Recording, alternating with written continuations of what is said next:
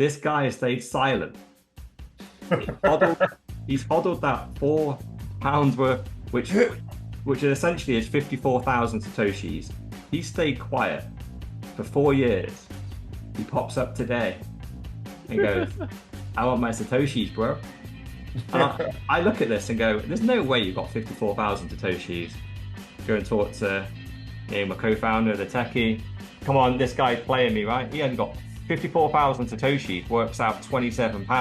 How the hell have we given £27 worth of satoshis out? He brought them in the dip in 2020. That's how we got it. So now he's paid me £21.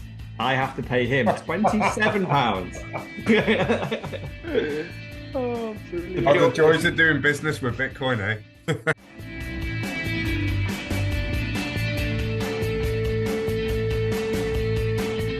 Boom, we are back. That's right, the world's most bullish podcast.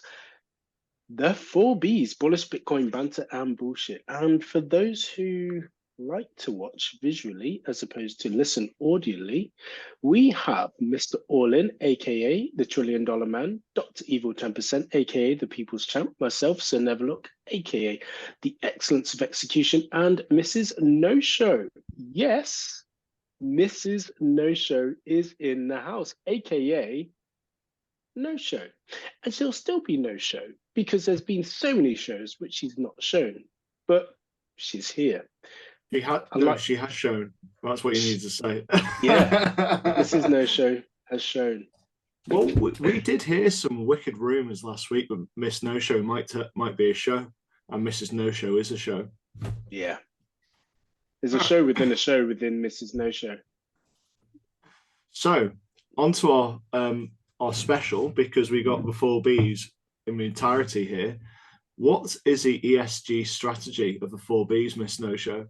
Oh, I feel like I'm being quizzed here. And it's not drink whiskey, smoke weed. No, it's not. It's, we just want to, we've always said we will probably be cancelled because of the outlandish things that we say and do.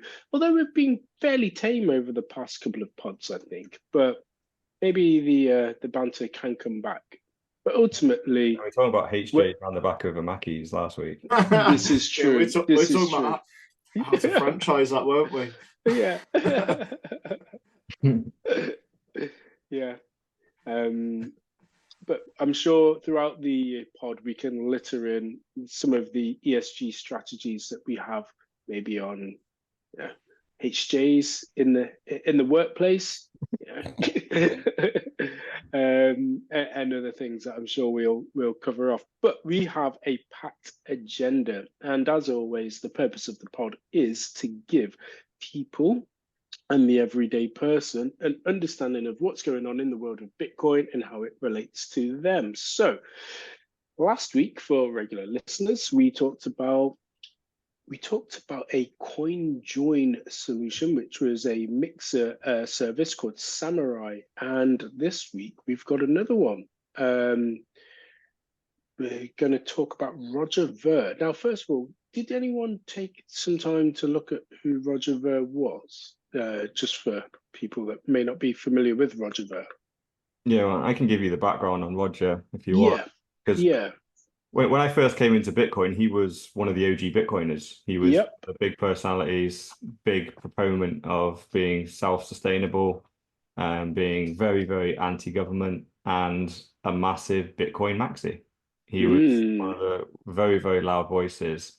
But then somewhere around 2016, 2017, he started to fall out with the core Bitcoiners because he wanted Bitcoin essentially to act like cash. So as the fees were going up, I think it was during the beginning of 2017, the Bitcoin fees on layer 1 were going up, and he was a big advocate for bigger blocks, get more transactions in, lower the fees. So there was a big battle, almost a civil war inside Bitcoin, where he was trying to push a fork of Bitcoin that would mean bigger blocks. And so that would have been devastating to Bitcoin, because once the blocks are bigger, it means the blockchain gets bigger. It means it's much harder to win a node. essentially it starts to centralize Bitcoin. So it was a huge threat. So you get the trade-off is, the fees on layer one will be lower for longer, but the trade-off is, but potentially you destroy Bitcoin by centralizing it. And if you fast forward 5 years, you'd have to be paying thousands of pounds just to be able to run a node. Whereas at the moment, you can still run a Bitcoin node on a Raspberry Pi for $50. And that's how it's meant to be. You're meant to be able to run Bitcoin. We need the blockchain to stay extremely small. Bigger blocks, lower fees, but centralize the platform. Don't want that. So he ended up pivoting, and he pivoted off with Craig Wright and created Bitcoin Cash. They had a big fallout there. Roger and Craig had a big fallout. That then spawned BSV. Craig went off onto that. And then since then, the last 6 or 7 years, Roger's largely just been in the background running Bitcoin Cash as just the usage of that coin has just largely trended to zero. Because guess what? People don't want bigger blocks. They want a decentralized money that can't be fucked with, right? That's what we want. We want money that can't be fucked with. And that's Bitcoin. Bigger blocks. Great. The fees on Bitcoin Cash are near zero because no one fucking uses it. So the value of that coin is also zero. So it's not about fees. It's about the core aspect of Bitcoin. So that's who Roger is. And the reason why we're talking about him, because he's been largely irrelevant for the last 6 years since he pivoted off to Bitcoin Cash, is he's just been arrested for tax evasion. This is a really weird one, though. Like reading about him over last week, because this was coming. Everyone was warning it was about to happen. And I kept on reading about everyone just didn't have a good word to say about him. I don't know the history as well as Sir Never Look. She's a bit before our time when we're in there. We had our Ethereum stacks as well as our Bitcoin and what was that other one? The one which is basically an Excel spreadsheet, XRP. Yeah. So literally, that's what was in my stack about that time. But yeah, I kept on reading. The weird thing about this is he denounced his US citizenship about 10 years ago. So for them to actually go for him like this, it just says it all about the US and what they're like. You know, we had it last week about the exit tax at being 40%. Yep. But, you know, this is fine. This is normal, isn't it, for a country to do things like this? Yeah. And I mean, just a little bit further as well. So he emigrated to Spain, or was effectively arrested in Spain and then extradited from Spain back to the US as well. So the US being the US, or the Department of Justice in particular, you know, they're not playing games. They're not fucking about when it comes to the classic phrase of here's a better one. So 2014, he renounced his US citizenship. 2015, he went to the US for like a trip, and he was denied a visa to re-enter the United States by the US Embassy in Barbados, which claimed that he did not sufficiently proven ties outside the US that would motivate him to leave at the end of his visit, causing fears he might become an illegal immigrant. So they didn't even want him to come back a year after, yet here they are 10 years along, trying to arrest him and take all his money because they know that he's probably got stacks of Bitcoin. Yeah. Well, seemingly the claim is that whilst he renounced his citizenship, he still owned businesses that were based in the US or had investment in US businesses. And in 2017, he sold some Bitcoin that was owned by one of these companies and essentially took the gain. And they're claiming that they want their pound of flesh for that, which I'm sure legally they are entitled to. But as we know, you know, he doesn't see himself as a US citizen. He's been very outspoken about not paying taxes and all that kind of stuff. But it's the one thing that I know that just don't break that rule, especially when you're already super wealthy, right? Roger, who knows? Maybe he's a little bit skint now because he invested an absolute shit ton of money in Bitcoin Cash, and that's down 99% since he moved a load of his Bitcoin over to that. So maybe he's struggling a little bit, but I'm sure he's still got multiple millions just sloshing around in spare wallets. Because this guy literally was a millionaire before he came into Bitcoin. I think he came in like 2010, 2011, and put a lot of money into Bitcoin. So he probably is a billionaire behind the scenes. Yeah, yeah. So I think he'd probably not follow pay the money. more out of principle. Funnily enough, I think last week we had a bit of a theme, and this week it's definitely taxes, isn't it? I think most of the stories are linking to tax. And you're right, it's the number one thing. UK, US, no matter where you are, pay your taxes because it's the law. And it's one thing which they care about, though I don't think it really matters whether you pay tax, really. It's I think the one one of the stories point towards that. Oh yeah, well I think there could well be an attack on Bitcoin us at the moment. You know, we've got Samauri wallet going down last week. We've got Roger Ver getting arrested this week. That seems, you know, these both him and Samauri have both been around for a decade, and obviously this crime supposedly that he's committed was back in 2017. It's a bit odd that they've waited, what was it, 7 years, for him. You know, clearly after 6 years that debt was owed, and they've taken quite a bit of time. But yeah. Anyway, what do you think, Miss No Show? They've just waited for the price of Bitcoin to go back up so that when they tax him, he can actually pay it. Yeah, maybe. but that would just be admitting that Bitcoin was going to succeed, which is what the US government don't want to do. Or is succeeding. Yeah. The timing of the arrest will definitely be strategic as well. But I think maybe the timing of when the payment back, as well as obviously they're going to put some jail time on that as well to detract other people and make an example of him. That will also be strategic, I'm sure. It's forefront in mind, I've noticed in all the apps recently, is maybe because of the time of year or whatever it is. They've all got like little tools and stuff to be like calculate your taxes, pay your taxes on the Bitcoin. Maybe this is a preempting the unrealized gains that we covered last week. Yeah, I was suspecting, or I was expecting actually much more arrests and much more criminal charges being made on Bitcoiners and crypto people, because obviously, especially in that 2017 era, so many people made money, and the majority of people have no clue even what capital gains is. Never mind how you pay it and stuff. So obviously, Roger completely knows and is actively not paying this on purpose because he doesn't think they'll come get him. And Jesus, they went and got him. But it's like the everyday pleb. But I haven't seen, it doesn't look like there's a mass attack on the everyday pleb. I can guarantee if they took the back end data of Coinbase, Kraken, Gemini, and all that, and then compared it to the tax returns of the people in there, they will not match up. The majority of those people, they don't even know they're dodging tax. They just think if you invest in a thing and it goes up, that much extra money is yours. They have no clue that is a taxable income because it doesn't make any logical sense because you've already paid tax on the money before you invested it. So why do you have to pay tax on it again? But once you know that, it's a really bad lesson. But it sounds like you're not a patriot.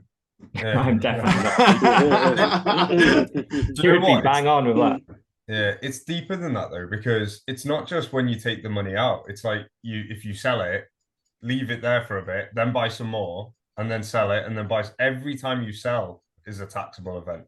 And I think it's that people don't think. They're like, well, I put £5,000 in, and I'm now, however far down the line, taking £10,000 out.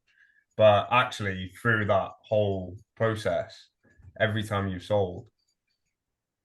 Yeah, because I think they get confused in the UK whether it's like an ISA wrapper. Because if it's in an ISA wrapper, you can get away with that. You can't do that in. Well, not if cryptocurrency, you can't. Yeah, I was going to say not with crypto. I'm saying with ISAs, if you're in an ISA, you basically can, as long as you keep it within the wrapper, you're safe. It can go between cash and assets, whereas I think people just don't think about that because crypto ISA. They haven't had that explained. Well, exactly. But effectively, and as we know, the majority of people will hodl and therefore set and forget. And therefore, if you're asking to then pay tax on it, typically the money that the person will have is in that asset. So therefore, you then need to sell the asset once again to make a taxable event. Well, another taxable event, and then go forth. But who's calculating the losses to offset when we were going through the crypto winter? So you can do that in in this country, it's only a taxable event if you actually sell. Mm. At the moment, yeah, you don't get taxed for sitting on a part of it, but so you don't need to worry about it going up and down. But if you've sold when it's gone down, if you sold when it's gone up, then you need to be logging your losses and your ups, well, and then you balance it out. This is a good debate, isn't it? In terms of, okay, so in this country, does that mean if you're a citizen of this country, or if a resident in the country? Because that's, I guess, what Roger Ver did in terms of leaving, renouncing citizenship, and then moving to another country, and trying to avoid that. I guess it can just be murky, and who's to prove that you were in the country at the time? Yeah, you're going to go through all of that just to avoid, because I'm sure some people will, with large amounts of money and assets. It's the only reason why I say pay it, because it's one of them where when they say you're wrong, you're wrong. Yeah. Right. There's no, it's not like it's a parking ticket, or it's an argument with a company. Or When an Excel spreadsheet error. when the US government flies over and extradites you from a country, they're not wrong, right? It's just, even if they are, they're not wrong. You're in chains, they shove you in a prison cell, and now it's for you to prove your innocence, and the entire system's against you. And I always think back, how did they take down the mafia? Right? It was with tax evasion. It's the easiest crime to prove, because all they have to do is prove an income, take a look at your tax return, they don't balance up, boom. That carries such high prison sentences. They essentially use that to leverage you to roll over and commit the crimes and rat on people that they want to get and can't. Which, guess what? This is why people are worried about this Roger thing, right? Roger is very attached to a number of Bitcoin companies. Obviously, the good thing is he's over in Bitcoin Cash now, so his say over on Bitcoin is relatively small. But I can guarantee that's happening to Roger right now. On this tax evasion thing, he'll be facing a sentence of 100 years plus, no doubt. And they'll be going, this is how you reduce that sentence. This is what we want from you. So we need this bit of info, this bit. Yeah, you've invested in this company, this privacy Bitcoin company, We want you basically to be a US FBI informant now. Go back. You're still gonna have to do 7 years in prison, but then you're gonna get out. And when you get out, you now work for us. And the second you don't work for us, that 100-year sentence comes back. They're your options. Yeah, 100%. And it's probably a good thing that he isn't so involved or heavily involved in Bitcoin, and obviously more Bitcoin Cash. However, lo and behold, I'm sure when the story comes out to the masses, the phrase Bitcoin Cash will just be Bitcoin. BSV is a separate ticker symbol as opposed to BTC. But again, the mainstream media won't want to pick up necessarily on the details to kind of let everybody know that we're not talking one and the same. Now that Craig Wright has failed in his various court dates, and you got Roger Ver, how dare you? Prison. How dare you? He's facing prison. So to the most notable people involved in Bitcoin Cash, do the believers still believe that it's going to happen with Bitcoin Cash? Because I do see these Bitcoin Cash fanboys going after someone who slates Craig Wright or whatever every so often. It's always just the most deluded comments.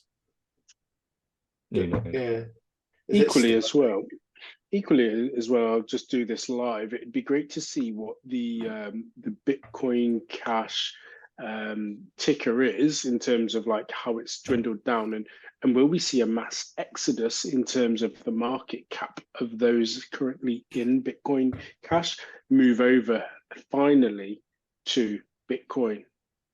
Well, it's bounced a bit, but it looks a bit like the Argentina Indian peso. It's just crashed from, what was it, 2,365 in 2017. And it hit its lowest about 83 pounds, and it's currently sitting at 382. So it has had a bit of a surge recently. So maybe they're hoping for the flipping in. Yeah, for quite a while, a lot of the person that was literally underpinning the price of Bitcoin Cash was Roger by converting his BTC into BCH. So it was nuts. We could literally half see him doing it because he holds an absolute shit ton of Bitcoin. And obviously the liquidity on these coins that basically have no volume, he only needs to sell, a couple of million a month or something, and it keeps the price relatively high. It's an artificial price. If you it's why like the price of a coin sometimes you can grab a price and go, oh, it's doing okay. You go, yeah, the liquidity is next to nothing, right? It's just he's just buying £1 million a month of it, and hardly anyone's selling because the only person that's got any is him. So of course the price chart looks relatively good, but go buy some and then try and sell it. Yeah, you won't be able to sell it. Like, you'll shove it on the market for the price, and it just will sit there. And you have to keep lowering the price. You go, so not only did it go to Bitcoin Cash also forked into Bitcoin SV, whatever that is. Yeah, that's what I said. Yeah, that's Craig Wright's version. Yeah. Oh, so Craig Wright's wasn't Bitcoin Cash; it was Bitcoin SV. So he fell out with Roger Ver's vision. Yep. Yeah. Roger and Craig literally were arguing for big blocks. They got together and created Bitcoin Cash, and then within a year, those two had fallen out, and they split again into BSV and BCH. So fork of a fork. Yeah, yeah. Which guess what? That's why Bitcoiners now kind of go. 2017 was a great year because there was quite a few toxic, annoying people in Bitcoin, like Craig and Roger, who were very argumentative, very contrarian, causing a lot of problems. And essentially, once they pivoted off, the only people they could argue with was each other.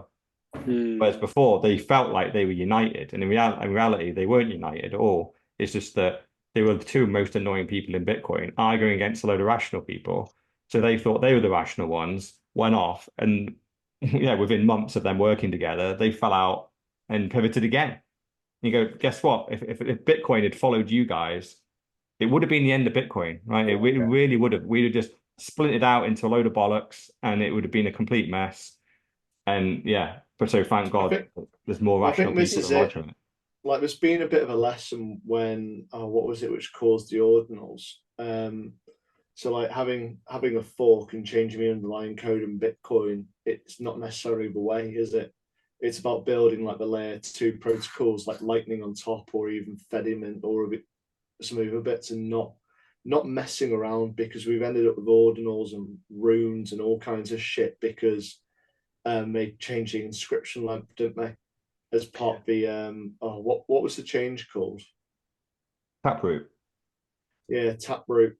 And it's just, going into these other ones, it just causes issues. It's just not what worth I think it is people still equally, maybe for ourselves as well, it's still mind-blowing to think that it came out in 2009 and doesn't need touching or doesn't need fixing.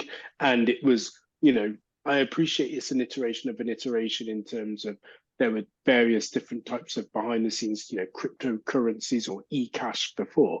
But then once you release this, I say Satoshi, release this, it's like, wow. And we're humans, we love to tinker, and obviously we want to improve it and make sure that it stays the same. But all of this is built upon that same single premise off the white paper, and to not doctor with it and tinker with it it just feels alien, doesn't it? And it's like, as we've always said, hodling and doing nothing is actually kind of difficult because you want to do something. Well, this is why like the layer 2 comes in. So Lightning, the settlement layer, is what it takes a bit longer. So I think it can take minutes, whereas Bitcoin can be instant. And what I found really interesting is Visa, the actual settlement isn't a day. It isn't 4 days. It's meant to be something like 60 days for actual settlement on the Visa network. So you look at that compared to fiat money, and you kind of go, actually, this is a massive improvement. And no one seems to realize that. They just think that Visa's instant. Yeah, well, that's why it's when people say Lightning isn't Bitcoin, essentially, you're kind of right. It's a little bit of an IOU. There's a little bit of a lack of trust. Maybe it isn't as decentralized. But that's essentially what the banking system does right now. Essentially, but there's no layer one. Like, it's all IOUs, and yeah, they bluff it in the front end. Yeah, they make it look like transfers happen within an hour. The bank has no fucking clue where that money is for like another month. They don't settle those ledgers behind the scenes properly, like on a monthly basis. So they just hope that the transactions on top largely line up. And even if they don't, guess what? They're all backed by government and they'll just backfill any losses anyway. So they're not really playing a fair game. Whereas if you're in Bitcoin land, Lightning does need to tally up exactly. If it doesn't, then the entire that money's genuinely lost. Like people lose money. And it's also identified that it needs improvements, but it's basically you look at it already compared to Visa, and it's streets ahead. But it's like, how can you make it instant? How do you sort out the liquidity which is needed in the network? And I think that's where they're kind of looking at the next iteration. But once again, it's only been going since 2009, and Lightning in its own, the Visa network equivalent is since 2017. So it's going to take time. Yeah. Anyway, should we move on to the next story? Go on to the next story, because it's all linked. I think you were kind of touching on it anyway, so never at the beginning. But essentially, the other coin join company, Wasabi Wallet. This is the one. I knew it began with a W. I couldn't freaking remember. You're right. Yeah. And I was like, oh, at least we've got Wasabi. Samurai shut down. We've got Wasabi. Obviously, the Samurai guys got arrested this week. Well, I think it was within days of that arrest. Wasabi just shut down their service effective June 1st. They've even blocked US citizens from even visiting their website. So we've linked their blog post in here. But if you're an American person, you can't view it because they've literally blocked all IPs from America from even accessing their website. So they've actually screenshotted their announcement just so the American population can actually see it. But no doubt this is a reaction that they know what's coming. They don't want to be the next ones to be arrested. So unfortunately, what this kind of shows is the US bully that is their Justice Department is getting its way, right? These privacy services that are set up around Bitcoin. All they need to do is arrest a Roger Ver, arrest a Samurai wallet, and before you know it, all the companies that are similar to Samurai disappear. The people that are similar to Roger disappear and start paying the taxes. This is how you get people in line, right? You make examples of the biggest players and the biggest companies in the space and show them, look, we're taking down the biggest people in your space. Do you really think we can't do it to you? Correct. And people fall in line. And it isn't good for Bitcoin. We need the privacy services. But I guess they weren't fit for purpose as centralized companies that had names attached to them. We need decentralized peer-to-peer variants of it. This isn't going to hold up to the attack that the US government is undoubtedly going to launch against Bitcoin. So maybe it's a good thing. Maybe this is a good stress test. It is also worthwhile saying that the other services of Wasabi in terms of being a wallet are still open. It's just the coin join feature is no longer relevant. Yeah, and then that largely is that's what you use Wasabi for. Yeah, exactly. Yeah. Yeah, it's and actually, I think what I realized in this is it's Wasabi I've used. I've never actually used Samurai. It's Wasabi. Yeah. So it makes me breathe a little bit easier that they shut it down before they got arrested because my transactions are on their one. So hopefully they're deleting everything. So my transactions in the background, just yeah. Other than the fact that I've admitted it on here is other than that. Well, it's funny you say that as well, actually, because again, we don't like to talk about other podcasts so much, but what Bitcoin did and the host of that. You can edit it out there. You can edit it out. It's okay. I was going to say, he only realised that taxes theft last week. Correct. Yeah. He's got a fucking Bitcoin podcast. Yeah. But he always says, oh, I don't care. He openly admits it. And the guy who he does it with is like, probably shouldn't be saying that. But he's openly admitted, I'll wait for them to come and get me. You have one of the second largest followings next to ours. Hold on a second. I might have missed something here. I saw his tweet where he said taxation is theft. has he followed that up by saying, I'm not paying taxes anymore? No. Okay, I watch it obviously regularly, and the guests on there, and he has openly said that he has never and has never paid, taxes from the Bitcoin gains that he's made or any crypto gains. And I'm like, oh my God, you have lots of followers and lots of viewers that watch you. Well, he's not. Correct, nuts. And this is what I mean. His like, maybe you shouldn't. And he's just openly said it. It's just like, I'll just plead ignorance. And I'm like, but you're openly saying you're pleading ignorance by saying this on the show. I'm like, and it doesn't work. It doesn't work. It used to be a meme on Bitcoin Twitter about, I lost my coins in a boating accident. It doesn't work. I thought that was for divorce. Yeah, well, it works for divorce. Yeah, Plausible deniability, a working divorce court, because you're just against another shit lawyer that your shit lawyers. But against the US government or the UK government, against the tax office, plausible deniability and acting ignorant does not work. They just go, we have proof that you have funds here. We can see your tax return there. They don't line up. I've approved why this works and show us your income, or you go to prison for a fucking long time. That's it. But I guess we should stress as well. I think the majority of our listeners, whilst we do have people listening globally, are UK-based listeners, and so if you are just holding and not doing anything with it, no sales involved, you're completely fine. But it's not the case in other areas of the world. So, i.e., the US, you can't just hodl and then not pay taxes. So there's these various. Yeah, at the moment, exactly. At the moment, it's fine. But the whole concept of taxing unrealized capital gains is what we discussed last week. Correct. It hasn't come in yet, but Biden is trying to push that through. Which again, I think the moment which that comes in, it's just delusionalist Biden. Yeah, but the thing is, like, he wants to bring it in. Like, going, oh yeah, we'll tax the rich. It's just like, you do realize that every person, your assets will be worth over £1 million, and they'll be taxing you. Yeah, like, because that's the nature of fiat, and it's just like no one clicks onto that. It's like things like inheritance tax. It's creeping up to everyone because houses are worth so much. Like the average house price is what, 300 grand.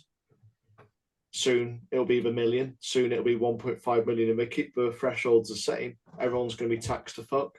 I mean, unrealized gains, it's just the most ludicrous thing which I've ever heard. Tax you on your income, tax you on your property, tax you on your food, tax you on your imports. Tax you on money that you haven't even made yet. Yeah, and then tax your money which you can't take, and basically destroy any way which you can get to get out of your working life.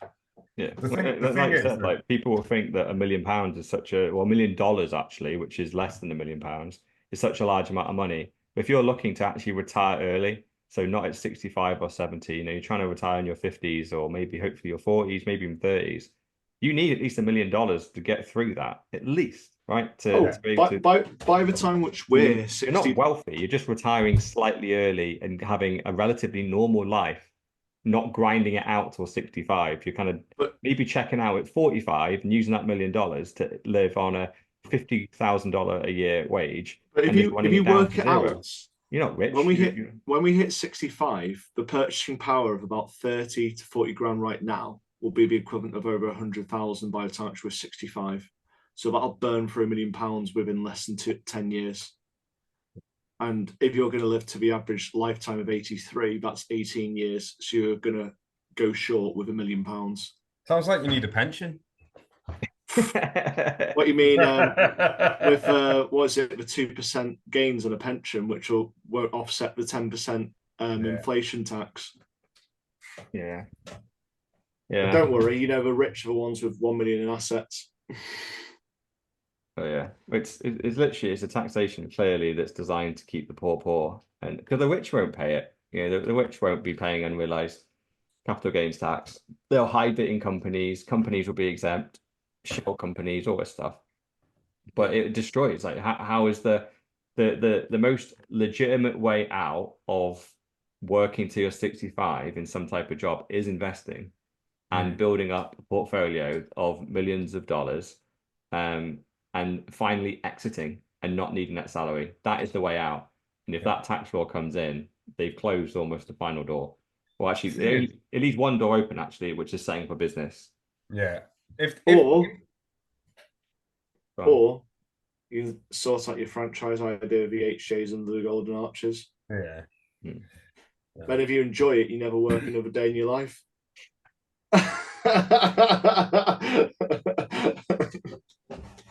Go on, Mr. No Show. You've actually got something to add here, haven't you? I was going to add something. I was just distracted by the HJs under the Golden Arches. So no, I can't think about anything else. No, it's gone. It's gone. It's got that vision of Mr. All-In standing under the Golden Arches. That little shiny bit on your head that's got me.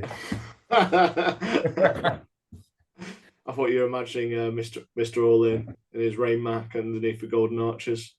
No. Oh, that's it. No, it's a problem that they're creating for themselves, though, because it becomes so intrinsically complex to monitor and maintain and even enforce that you're going to have no one's going to do it because it's impossible, and then you're going to have to go after it to police it. It's going to consume itself. Did you realize why that's beautiful, though? That is beautiful because automatically you make nearly everybody a criminal. Yeah. And you get to pick and choose who you prosecute. Yeah. For them, it's beautiful. It's literally not about collecting the income. What it is, it's about having dirt on as mmany people as possible. Yeah. When they become a problem, just being able to arrest them on something. Yeah. So this is a brilliant way of going, oh, right, because nearly all prominent people that become a problem, right, are likely either business owners or investors in some shape or form. They're almost guaranteed they don't work salary jobs, because if you do, you can't be outspoken, you get fired. So you need some form of independence. And you're probably independently wealthy as well, because otherwise, again, you wouldn't have the time to be outspoken. So when these people become a problem, you just go, let's have a little look through his tax records. Yeah. Oh, look, he holds a load of shares in Apple or Microsoft. Oh, look, over here, he owns some Bitcoin. Has he paid tax on those the last couple of years? He hasn't moved them, though. Oh, it doesn't matter anymore. Yeah. Have those things gone up? Did he pay taxes? No, that's tax evasion. He's a criminal. Let's go arrest him. Yeah, it just gives them like the ultimate get out of jail free card for them, as in they can put anyone in jail that they feel free or want to do. Yeah, it's the perfect storm, isn't it, for them? It's literally perfect. Yeah, it keeps people poor and gives them a reason to arrest whoever they want. Agreed, and we've talked about it previously before. Outside of the standard fiat job, we have always said you need to invest to get out of the rat race, and so Bitcoin is seen as we believe, the lifeboat to be able to do so. And lo and behold, they're trying to attack it. Seen it before with gold. Exactly. Right. Wait, let's I'm just trying to share my screen here. I'm figuring out how to do it. Anyway, next story. I can't figure out how to share my screen for some reason. So Edward Snowden, who is obviously a big proponent of Bitcoin, but he's tweeted in response to this Wasabi wallet announcement that they're shutting their service down as of June 1st. He said, I've been warning Bitcoin developers for 10 years that privacy needs to be provided for at the protocol level. This is the final warning. The clock is ticking. So that might sound good, and it gets a lot of positive response from Bitcoiners there. But as we literally alluded to at the beginning of this, when Dr. Evil mentioned Taproot, introducing privacy into Bitcoin is a huge change. That is not how Satoshi coded the network. And Giacomo has put in a long response to what Edward Snowden has said. But in essence, number one, putting a big change like this into Bitcoin is highly risky and may have unintended consequences. But number two, one of the reasons why Bitcoin is open and transparent is so you can audit it. You can see the flow of Bitcoin from wallet to wallet.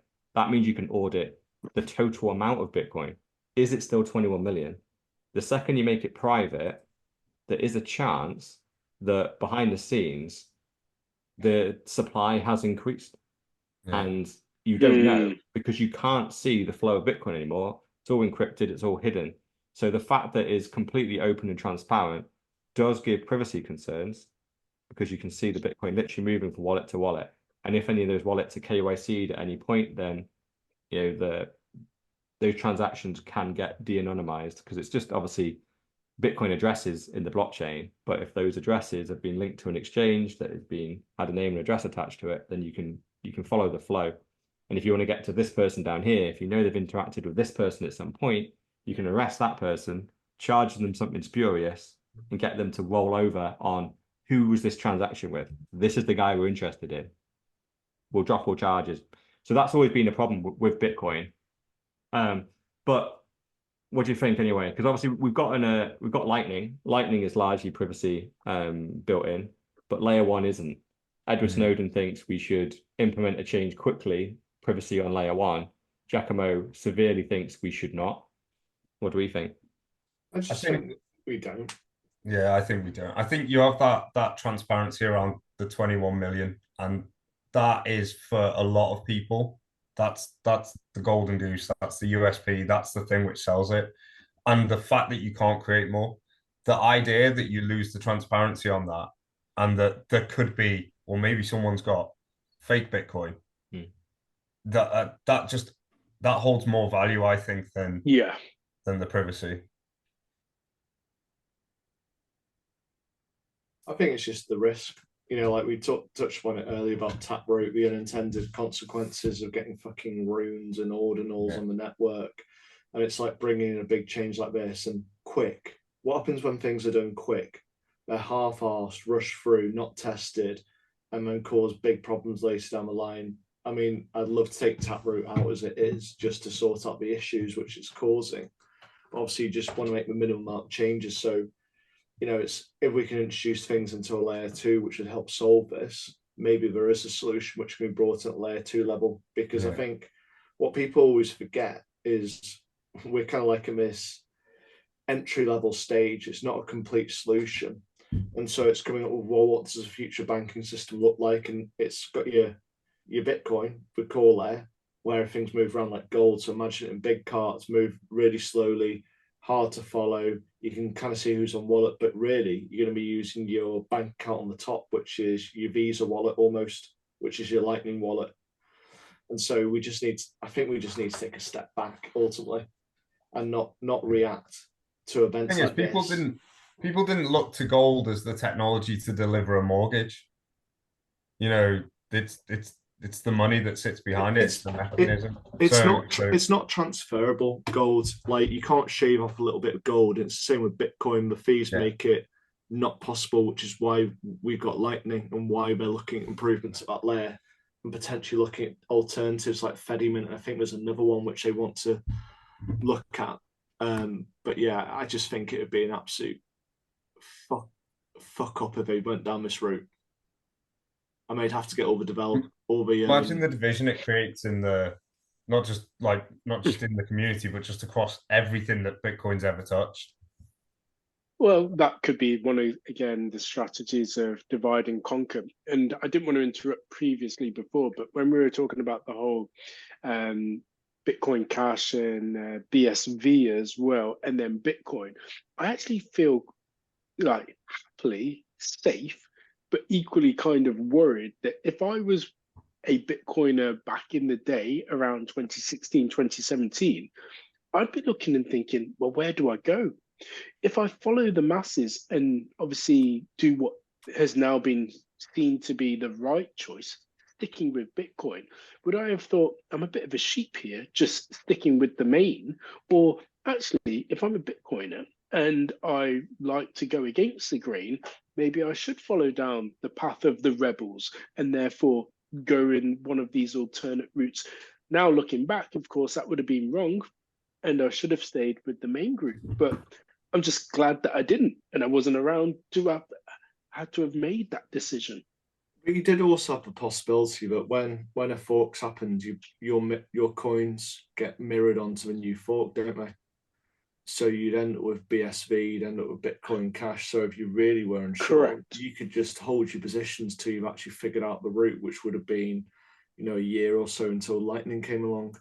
Yep, absolutely correct. But equally, I guess, and this is just, thinking out loud, is why people go off and look at altcoins as well without doing any of the work behind it. Because they're like, well, is this really the right one? I think the reason most people go off and look at altcoins is because they think it's too expensive and they've missed out, so they want to get the next one. Oh, I don't think they're looking at the product.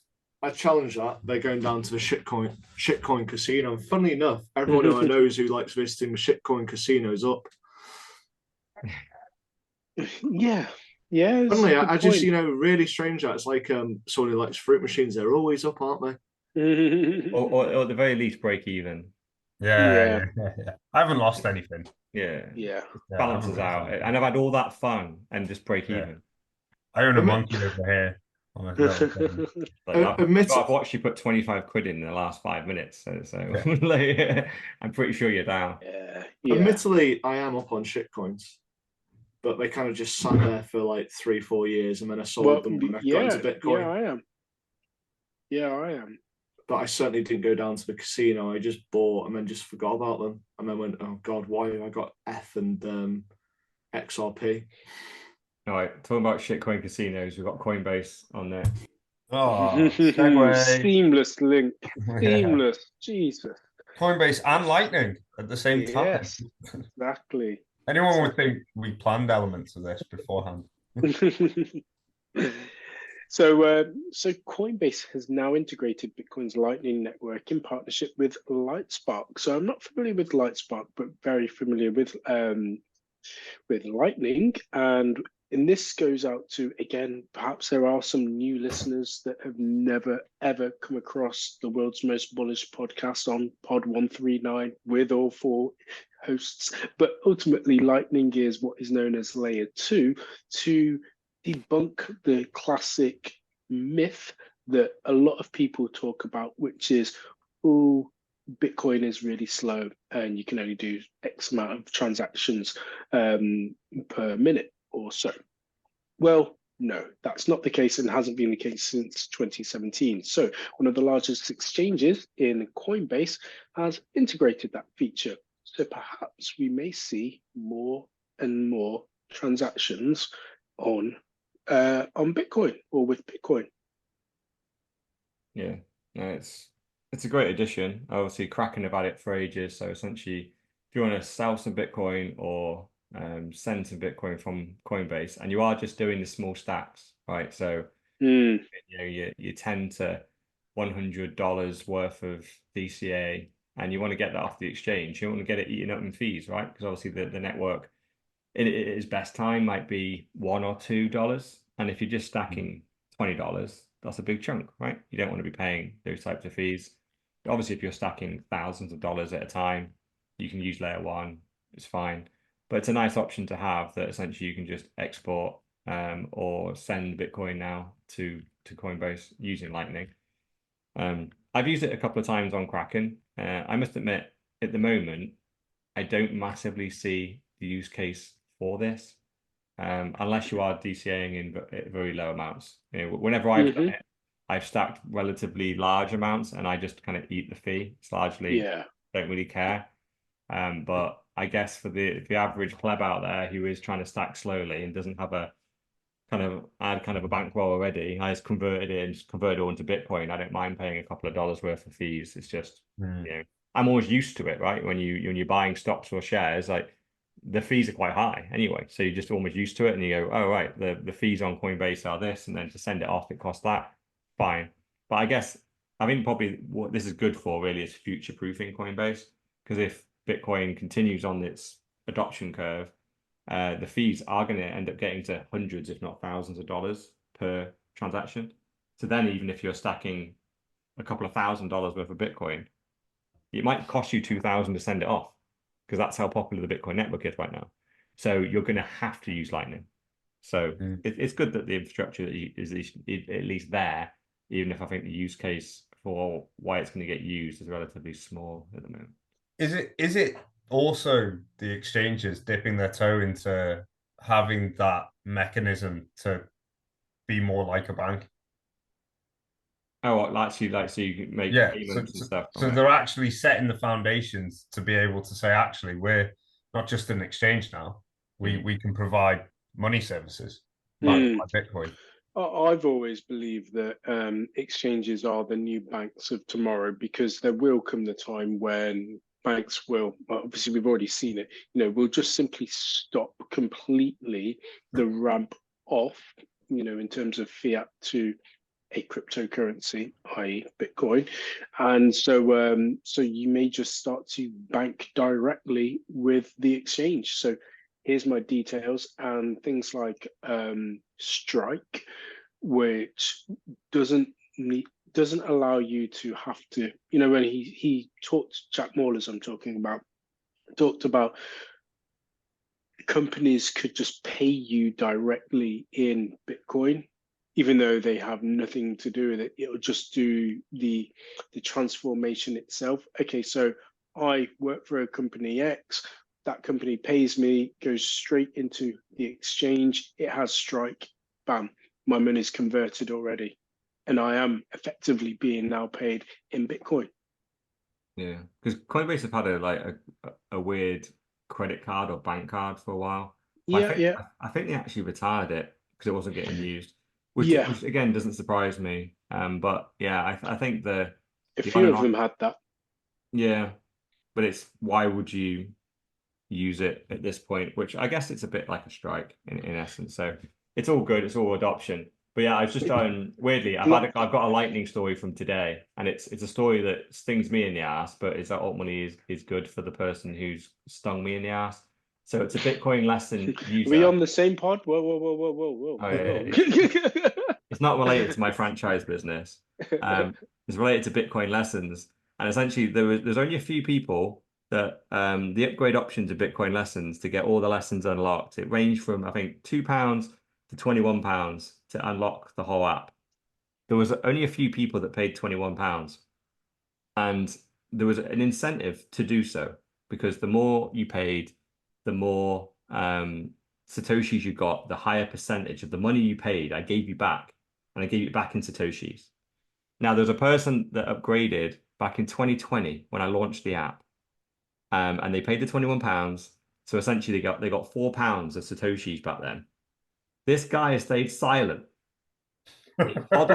He's hodled that £4 worth, which essentially is 54,000 Satoshis.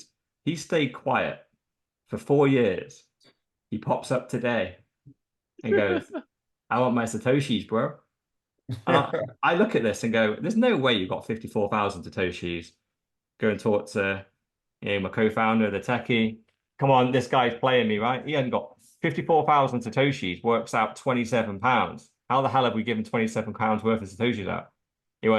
He brought them in the dip in 2020. That's how we got it. So now he's paid me £21. I have to pay him £27. Oh, brilliant. The joys of doing business with Bitcoin, eh? I know. And ironically, because I literally was discussing it, going, oh, we hold all the money in a bank account, like we should switch to a Bitcoin standard, But the money was never really large enough for it really to matter. So it doesn't massively matter, but here we are. Here's someone randomly. They must have fired up Bitcoin lessons and just gone, hold on, I think I got some Satoshis in here. Yeah. If anything, I'm glad he's doing it now. You could have come back in 10 years. And it really was. I was going to say, you'd be sorry, this server's no longer available. It'd be like, it'd be requesting a Cybertruck in 10 years' time. I know. You need to update your terms and conditions and slip in there's an expiry on reclaiming sats. Yeah, the thing is though, I kind of enjoy it. It's one of them where I technically have the Satoshis in my own personal stack anyway, so he can have it. He can, if anything, he's made £6, but he paid, especially the fact he paid the £21. There wasn't many people that paid £21, and it literally was there as, look, you are largely just funding development of the app by doing this. So he was one of the people that gave me confidence to keep going and build that thing. And so 4 years later, he ends up making a £6 profit. I go, You earned it, bro. Well done. Yeah, he earned it. Well played. Well played.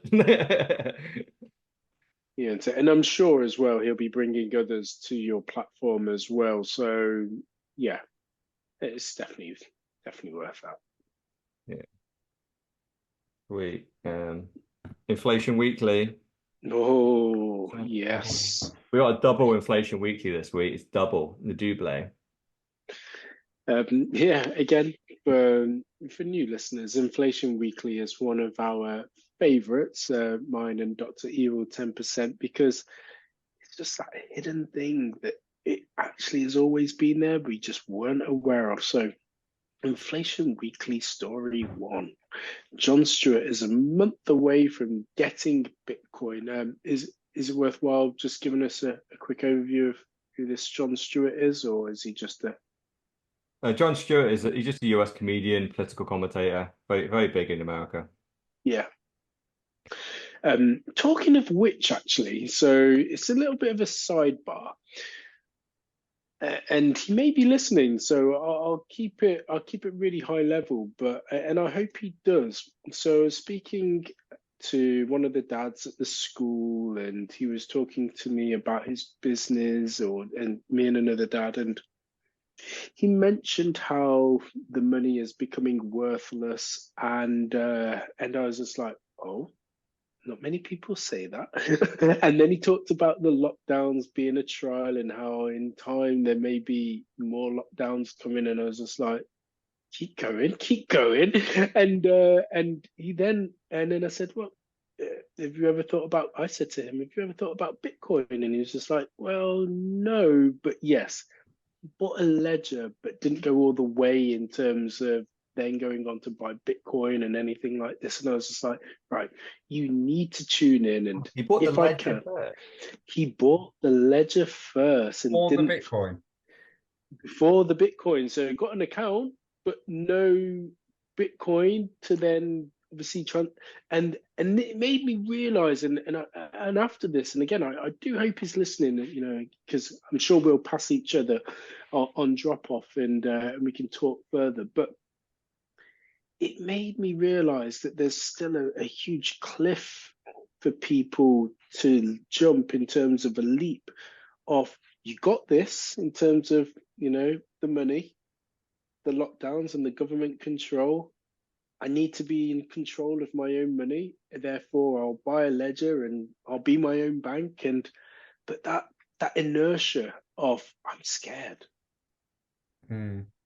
Like, and I've done it myself. I have my Jade wallets, but I'm still on Ledger. Yeah. So I'm no different. Yeah. I can't call it. I bought my Ledger before my Bitcoin. Did you? Because I had to wait so fucking long for Coinbase. Oh yeah. I had this frigging Ledger sitting there for about 3 months. That's the price going up. Yeah, you're right. Yeah, you couldn't get your account approved. I mean, that was in that 2017 bull run, wasn't it? When things were nuts. Yeah, but I didn't want to use anything else at that point, and it got to the point where I was like, I'm gonna have to use something else. It was Gemini in the end.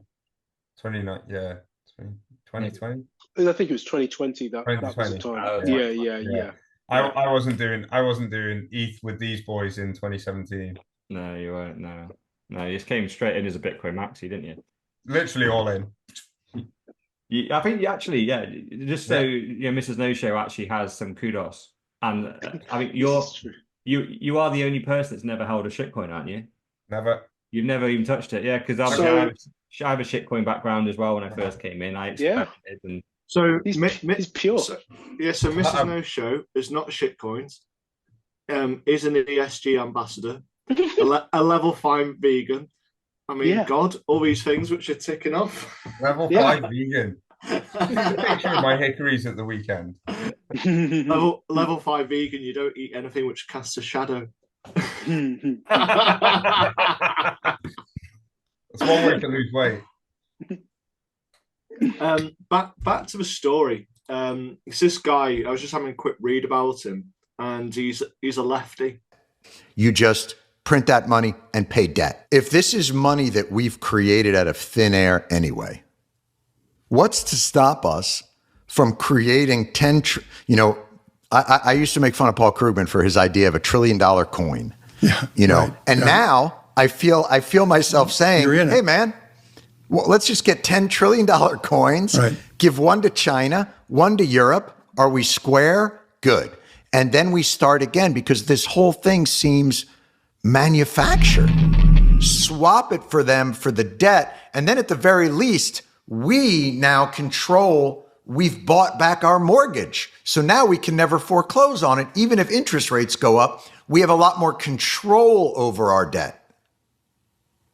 Does that make sense? I mean, I think one of the most important things you were trying to get at with him was the idea that this thing we call the national debt, and this is Rowan's point, we have yellow paper and green paper. We have dollars and we have treasuries, but they're thought of very differently. We don't think of the green paper as debt conventionally, but we think of the yellow paper, the government bonds, treasuries as debt. And that's what the Fed is buying. They're buying treasuries, they're buying bonds. They're buying debt. Yeah, in Tom's mind, they're the same, because he thinks up at that central bank level. So for him, they're just different liabilities on a balance sheet. But down with us, with the public, these are entirely different worlds. Do you know the stock of public money in circulation, John? How many people know that? There's the national debt counter. There's no national money counter underneath. Nobody's counting that. And they're increasing that supply by $120 billion a month still. Yeah, no grandchildren involved. No China involved. No bond markets involved. It reminds me of the way our government says you need to pay for. So anytime we have a crisis or something crucial that the public needs, the government will say, I'm sorry, we have discretionary spending. It's this amount. If you want to add to that, we either have to take it away from somebody else or create a pay for. Okay. Well, also we want to go to war. Oh, okay. So what's our pay for? Yeah, that we're not going to have a pay for. What do you mean? Yeah, we're just... Freedom pays for itself. That we're just going to put out there and we're going to pay for it, but we're not going to...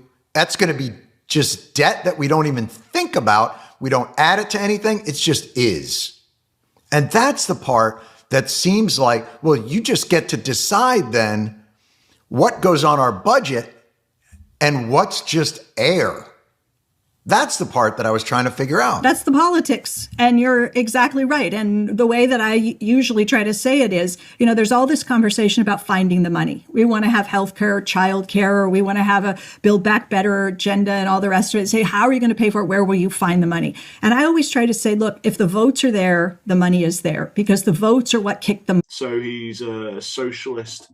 So really interesting, because lefties are, we should print, everyone should be given like literally £1,000 per week, lift everyone out of poverty. That's usually the approach, isn't it? Whereas this is someone just going, what the fuck's going on? Who's buying the debt? And where's the debt going?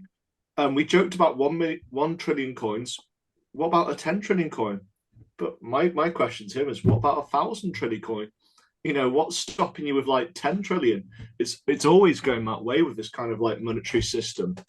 But it's funny that someone like this, who is an active left-winger, he says he's not even a Democrat, he is a socialist, is actually going, what the fuck's happening to the money? Yeah, I'll play the clip so everyone can see it. But yeah, it's great seeing Jon Stewart, because he has been a huge advocate for the government, and I really like watching Jon Stewart's comedy over the last probably couple of decades. I'm not number one fan or anything like that, but I really liked his commentary. But then over probably the last 5 or so, and it literally is since like the lockdown and the vaccine mandates and all that kind of stuff, it separated the wheat from the chaff, right? And you go, who's a paid government shill and who's independently thinking? And I used to think Jon Stewart was an independent thinker, and he was speaking out, because he was largely, I didn't even realize he was a lefty when I was listening to him. He was just a funny guy who walked into politics occasionally, but he was largely just commentating on American culture and the world events, and largely in a very satirical, quite funny way. But then all lockdowns, all that kind of stuff happened. Obviously, a huge advocate, called me a Nazi and all that kind of stuff. I go, oh, okay, I see where you are now. But then I keep seeing these little clips of him slowly but surely realize, oh shit, maybe I'm on the wrong side. and he's starting to go, hold on, the people that I'm supporting support inflation, support this inflation bill, which is printing of even more money, but it's not printing money. It's we are creating government bonds and all this kind of stuff. And he's going, hold on, this is why? Yeah. If this money has value when we just print it out of thin air, why not just print even more and just solve all the problems?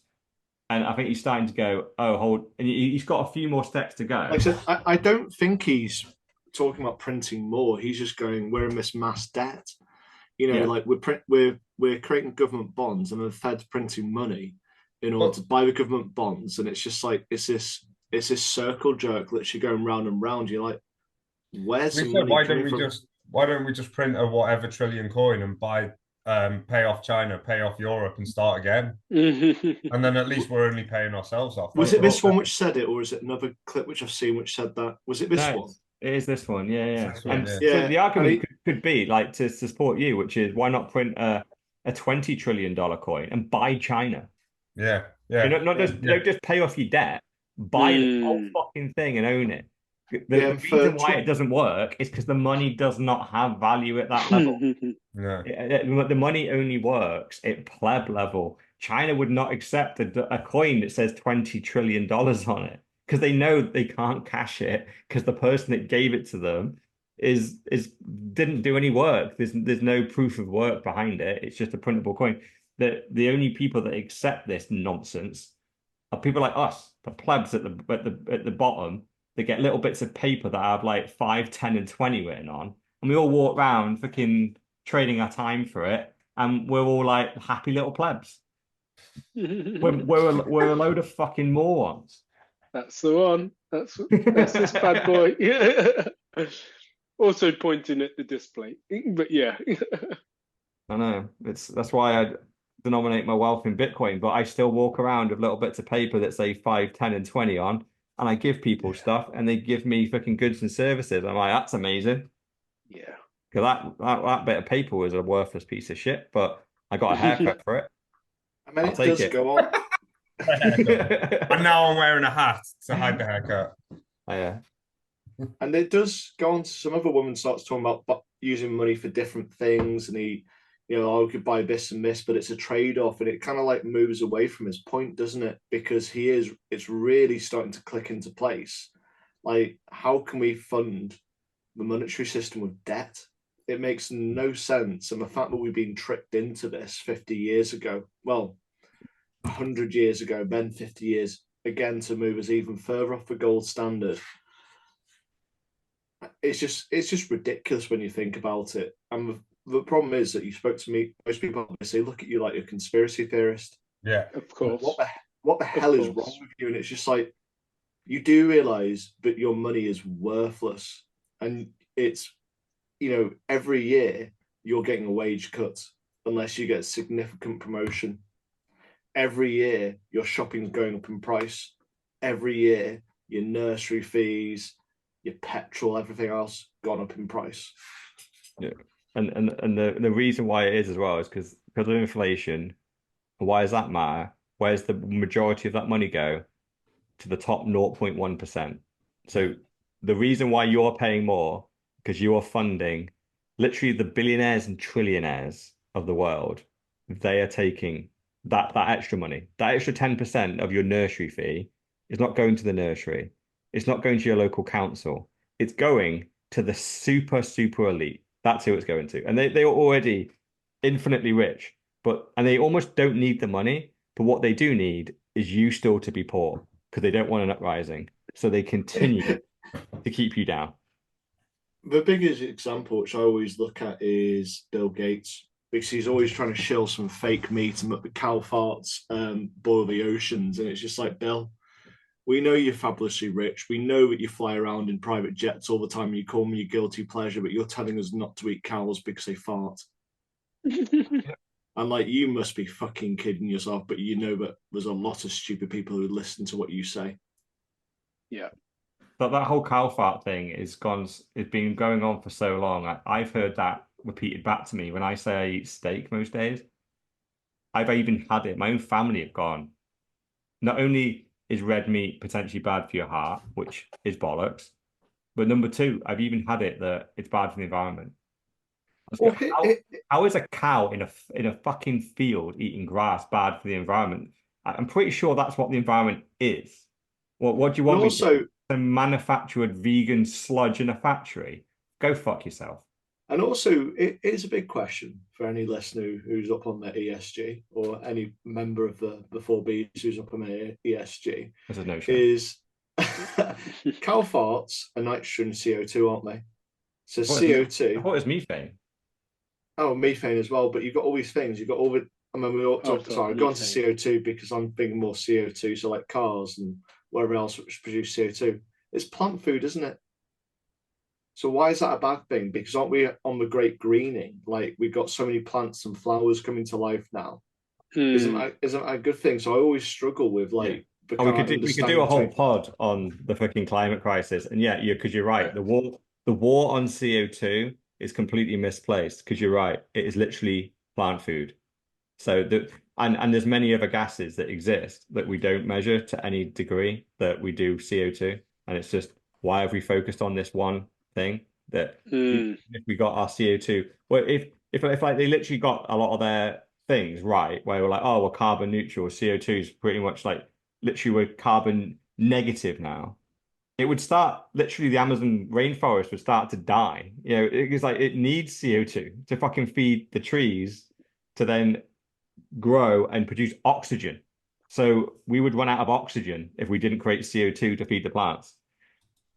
We could have a whole freaking pod on just completely dismantling the climate crisis propaganda. They had the propaganda that trees kick out gases which cause global warming, didn't they? And they wanted to have centralized trees, as we called it. So it's basically factories that process CO2, and it's just like, that's a fucking tree, dickhead. And all that concrete, do you really think it's carbon neutral?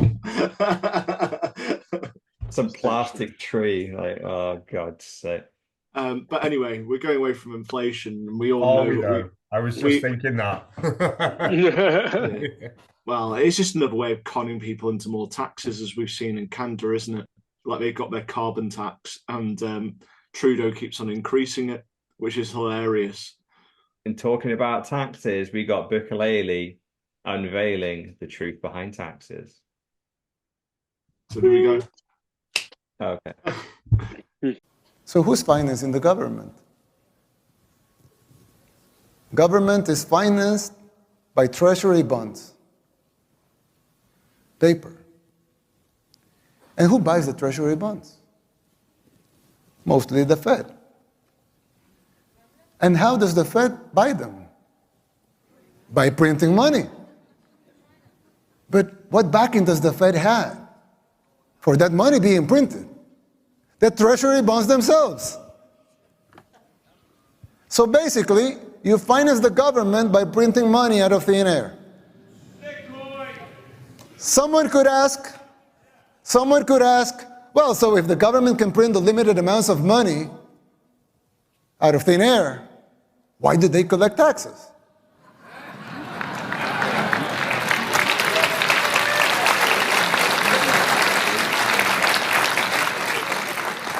I mean, in theory, it would make sense, right? If they can print unlimited amounts of money, why would they need taxes for?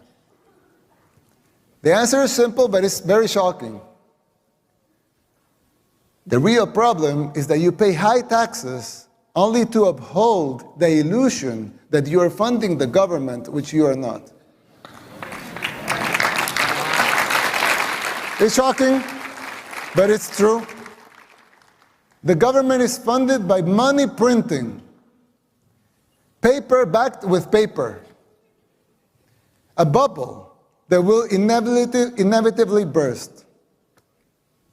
The situation is even worse than it seems, because if most Americans and the rest of the world were to become aware of this farce, confidence in your currency would be lost, the dollar would fall, and the Western civilization with it. No, it is. They missed it, right? Literally. I don't think we should really downplay how big of an event this is, right? This is a sitting president. In a small country, right? It's in a small country, but he's literally he completely unravels the bullshit of bonds and inflation and the fact that governments just print money round and round and round. And yes, governments have access to unlimited money. Therefore, why do they collect taxes? They clearly don't need the money because, like we just discussed, they could just print a $1 trillion coin and put that into their bank balance and they now have $1 trillion, right? Why do they collect taxes? It's to keep up the illusion that your money has value. The second they stopped collecting taxes, people would realize, hold on, the government don't even want the money. Do I want the money? It all falls apart. So they have to keep asking for more, more, more, just to keep up the illusion that the little bit that you keep, that has value, right? Because they've stolen so much of it, but the little bit you get, you treasure it. In reality, the whole thing's worthless. And this is a sitting president of an actual country, admittedly a small one, and he's obviously moved to a Bitcoin standard, so he holds his government's or his country's money on Bitcoin, but he is completely exposing the entire fiat game here in a, what is it? This is like a 1 minute, 2 minute speech. 2 minutes, within 2 minutes, yeah. 2 minute clip. I watched this today and was just like mind blown, going, Bukele, fair play, but holy shit, you need body doubles, you need security. They're gonna be that's where I was hyping the shit out of you. That's exactly what I was thinking. Yeah, it does. It does make sense, but what does he talk about? That taxes are to hold the illusion that you're backing the government. Whereas, is it not taxes are there to let you know that you're ruled over by the government? Is that not another viable alternative? He's not quite going to say that, though, is he?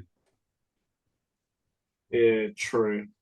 Well, I don't know. I guess it's all part of the same thing, right? Because it's all part of the illusion that the government needs the money. And yeah, I think it is a power thing. Yeah, when you have to give a huge proportion of your salary to a thing, you automatically respect that thing now, and you go, oh wow, yeah, and I think it gives you almost a sense of pride if you're that way inclined.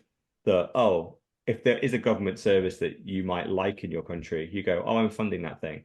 But it's a lie. You're not funding it at all. They could have funded it without your money. They just took it because they need to keep up the pretense that your money funded that thing. They could have just funded it. They could have printed out a thin air. And they're just siphoning the money out anyway. Like, you look at the Scandinavian countries, what are they, about 70% tax? And they still get the same level of inflation as us. Yeah. And largely the same standard of public services as well. But here it is. It's kind of crazy. How long does he last? Oh, go on, because how long does he last? Because he's starting to move into dictator land, isn't he? You know, where they the US and others paint him as a bad person. He's already taken the country from using US dollars. All admittedly, it's dual currency at the moment in terms of using both Bitcoin or US dollars. But now coming out with these types of statements, it's started to perhaps be a problem. Yeah, well, we've seen it with previous leaders, haven't we? Like Gaddafi, who wanted to bring about a metal standard within Northern Africa. You had Saddam Hussein, who wanted to pay for oil in euros, and suddenly they became the #1 terrorist, didn't they? Yeah. So maybe it's going to happen with him, because he is showing certain signs of things which they could get away with because how left-leaning the US is. Yeah, but equally as well, how others just won't simply have the balls to stand up and actually say it as it is and expose the lies. But I think the US have probably got the excuse of saying, oh, yeah, he buys all this Bitcoin for his personal gain. Then they can say things like he creates these super prison, doesn't take people through due diligence, so it's human rights. And so they can go for all these different angles with him. So even though he's just gone for the approach of just fucking get the criminals away, because the murder rate and all the kind of like crime rates were so high that he had to do something to clear the streets. Yeah, but they can use that against him. Yeah, they do need to come up with some more slander for him on his Bitcoin journey, because I know for the first year or maybe even two, they were slating him for buying. I think they bought the majority of Bitcoin at 30K. And quite a while they were below that, and they were just going, this guy's been reckless with the country's money. He's 20, 30, 40, 50% down. But now, since the price has gone past 30K and gone to 50K and pretty much solidified up there, I've basically seen virtually no stories about Bukele and his Bitcoin investment since he's pretty much doubled it. So well, they're not going to shout about something it. else out. What was that? I was saying they're not going to shout about it, are they? Oh, no. They're not going to be like, oh, look. Yeah. It's very much like our journeys equally as well, though, isn't it? Where people don't want to give you applause for the wins. I shared in our group, again, another dad of the group that's probably listening and talked about when he said, I apologize for not getting in at Bitcoin. Very rare for people to admit that they've done something wrong, or equally congratulate others when they did something right, which they could have also done. Peter Schiff springs to mind. Oh, well, the thing is, on this one, this isn't even about human nature, where we love dragging people down. We normally celebrate people's victories, but then we can't wait to tear them down. That's not the process most people go through and go, oh, that person's arrogant now. Oh, they wasted their talent. Like, this isn't even that. This is purely clearly the mainstream media is just a government mouthpiece. So clearly they're going to use every opportunity to drag Bitcoin down, and anyone that associates Bitcoin down with them. And so the reason why they're not shouting about Bukele and his great Bitcoin investment that's made loads of money for the country is because they're never going to say anything Bitcoin positive in the media. They only spoke about his Bitcoin investment whilst it was down. The second it went profitable, which we knew was going to happen, like within a 12-month period, we always say your Bitcoin investment can go up or down. Measure it over a 5-year period. History tells us that the Bitcoin would be significantly more over a 5-year period. Inside 6 to 12 months, who knows? You could be 80% down in that time. Depends when you buy. And it turned out that Bukele, I think he was buying just on that bull run. He went from 30 to the 60K. But he mainly bought in at 30K, went up to 60. No one shouted about it then, but that all happened inside of a month. And then we had 3 years of it being below 30K. And that's when all the articles got written. Yeah. So, well, we know they're never going to talk about the price appreciation. They're only going to try and do the negative spin. All right, so we move on from one Bitcoin giga chad to another one. From Bukele to Saylor. And this one is close to my heart because Jesus Christ, I spent a year of my life on this bullshit. And this was during my shitcoin days when I used to think that the blockchain was just as powerful as the Bitcoin that was on it. Until I realized the blockchain is just a fucking database. And unless it's decentralized, has thousands of nodes and miners, making sure it stays integral and the same, it's worthless. It's literally an Excel spreadsheet. And that launches us into this story that MicroStrategy are launching a decentralized identity solution using the Bitcoin blockchain. And guess which blockchain I was going to use, by the way? When I launched identity on the blockchain in 2016, I was going to use the Bitcoin blockchain because I was like, it's decentralized and I could just put little freaking things into the, and it's a load of bollocks. It doesn't matter. It doesn't. I almost can't believe that Saylor, the good chad that he is launching identity on the blockchain about 8 years after I launched it on the same freaking thing, and it doesn't work. It's pointless. But anyway, what do you guys think? It hasn't even officially been launched yet. It's just Dylan Leclerc was sat in a presentation and he took a photo of the screen. But so we know it exists now. But I don't really get the use case. Yeah, that was the same with me. I was thinking I'll wait until coming on here, but I couldn't understand why. But then I thought a little bit deeper, is he being pushed to do so? And MicroStrategy then becomes the next Meta, the next Coinbase. Well, the use case is like, obviously I freaking wrote all these use cases down in the pitch. The pitch is you have one single decentralized identity, and once you've verified that once that you are over 18, that what else would it be? Maybe the country of origin, your gender, all these kind of key attributes. Is that essentially what it means is it's been verified once, it's been stamped onto the Bitcoin blockchain, and therefore shoe size and sexual orientation. Yeah, your ESG compliance, carbon footprint, all that kind of good stuff, yeah. And you can reuse that. So instead of going to a website and having to just sign up as if just from page 0, right? And have to click enter, type in all your personal information and get it verified each time. So you're verifying identity on every single website you go on, which clearly will from a business that very much benefits from that business model. No, I got that part. I meant more, how does it align to MicroStrategy and what MicroStrategy actually... It doesn't. Yeah, that's the part I didn't get. Pivot. Yeah, completely. Yeah. But the use case is you verify yourself once, have it stamped on the blockchain, and then provide, essentially it's like owning a Bitcoin. You control the keys, but instead of controlling the keys to the Bitcoin, you control the keys to your identity. And every time someone wants to look at your identity, you allow them to look at your keys for a one-off period, look at your identity, verify your age, your gender, your country of origin, all that kind of good stuff.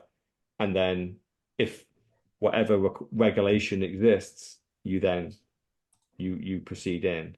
So it's a verify once, use many times, as opposed to verify once, use once, which is the model we use today. But clearly, I've run through this business model and it does not work. So I can't believe MicroStrategy are running with it, but maybe Saylor isn't as clever as we think he is. Yeah, it does make me wonder what on earth he's doing. What do you think? What do you think, Mrs. No Show? Do you think this is a threat to the product you're selling right now? Like you said, it doesn't work. I remember selling it for you, and or at least having the conceptual conversations with clients. I think we're a long way away. So it's potentially a competitive kind of angle on the centralized government digital identity, possibly, but as Saylor moves towards being the world's most powerful man and the richest man, maybe it has a little bit more clout behind it. Yeah, the problem is in this world, wealth doesn't mean shit because essentially what you need is a network effect. Because no one's going to integrate it until you've got millions of people using it. And no one's going to use it until you've got millions of or thousands of companies integrating it. So you're in this classic catch-22 situation, which is why when I was running this going, okay, but ignoring the fact that it's fundamentally flawed, because it just is, right? There's a whole host of reasons why it is. But the only companies that can roll this type of stuff out in reality would be an Apple or a Facebook that already have the network effect, and they already essentially have verified all these people already in some shape or form, right? You've got an iTunes and they account. still launch flops, because I just immediately thought about the Amazon Fire Phone as well. So they can still launch products which, you know, everybody wants a phone or everybody has a phone, as to some, you know, more, but they can still launch products that fail. Well, how's Facebook's version of Twitter going? Or Facebook's version of Libra. All the leftards were posting on Twitter saying how Twitter was falling down the pan because Facebook, was it Spaces? No, Threads. Was so much better. Threads. Yeah, it's so much better. I totally forgot that existed, because I remember reading all these threads going, oh, is everyone going to move? Like, no one even talks about it anymore, do they? They've shut it down. I don't know if they shut it down. But ultimately the core business of WhatsApp, Instagram, and Facebook is doing enough, isn't it?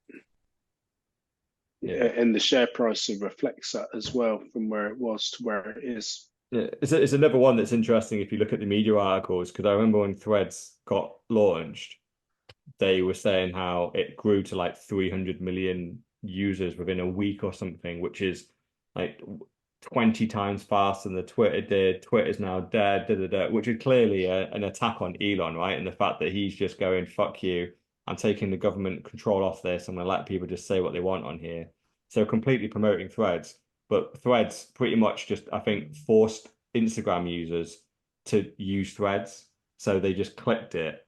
And then within a week or two, people just stopped using Threads and went back to Instagram and just carried on posting on there. So now Threads is largely dead. Where's the article saying that Threads died? Yeah.